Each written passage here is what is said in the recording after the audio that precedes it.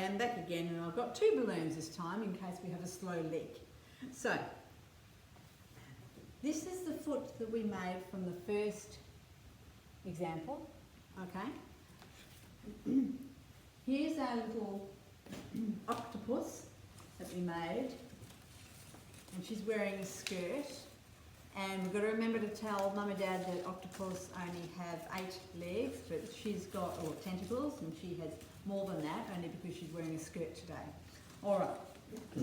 So for our second activity, I'll put her up there, and hopefully you can see her still beaming down at you. Okay. For our second activity, we're going to make a sea creature. So I am actually going to cut out the rest of the legs. And we're going to need exactly the same materials. We're going to use them a little bit differently. Always have more balloons than you think you might need. Maybe make a spare as well, because I taught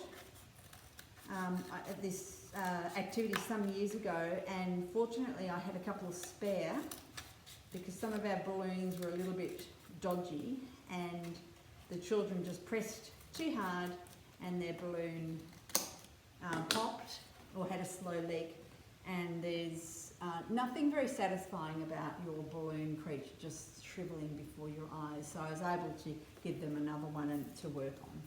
So with your balloon, and I think I'll choose, I have green, no, only blue, that one's good. So we're going to blow this up again.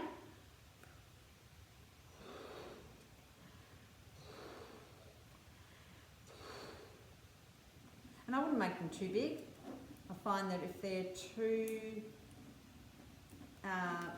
large, then you can have balloons that pop.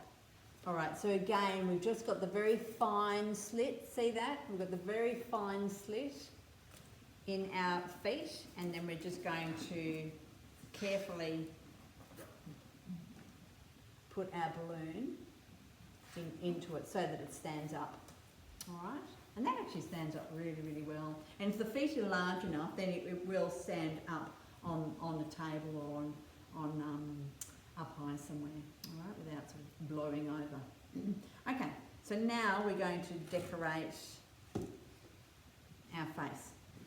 So, if you have any tissue paper, I've just put 3 or 4 pieces together, and I'm simply going to stick and glue them onto the back for tail, a very simple tail for my sea creature. Most sea creatures do have tails, and that helps them glide and swim through the water. So I'm just gluing that onto the back now, and perhaps you can do similarly. Okay, now for the front, our creature needs a face, and he also needs a fin. And again, the fin is for balance and for weaving in and out under the ocean. Okay, so for the fin, all I've done is I've cut out a triangle and then taken the corner off the larger angle and curved it a little bit, and then cut slits in here so to basically follow the shape of the fish. So then you're going to stick these on. Hello Anne, I'm recording right now, but you're welcome to join us. I'm recording, yeah, that's okay. And we'll stick that to the top of our fish, and that acts as the fin. And remember, we need the fin to help our creature manoeuvre through the ocean. Okay? All right, beautiful. Okay. Then our creature also needs a face, doesn't it? And of course, hopefully yours doesn't look like mine. Hopefully yours look like yours and will be different from mine. So I've pre-cut some circles, and I'm going to glue them on as my eyes. Okay, and then I've pre-cut a mouth as well.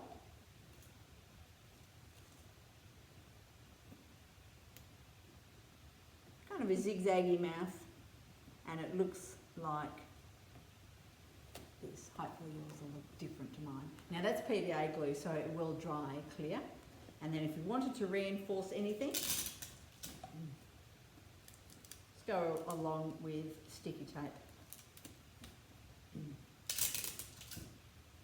and reinforce the edges just until the glue dries.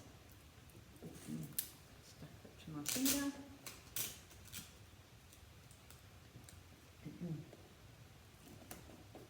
Okay, all right, so there you have it. There's 2 sea creatures that you can make with your children, and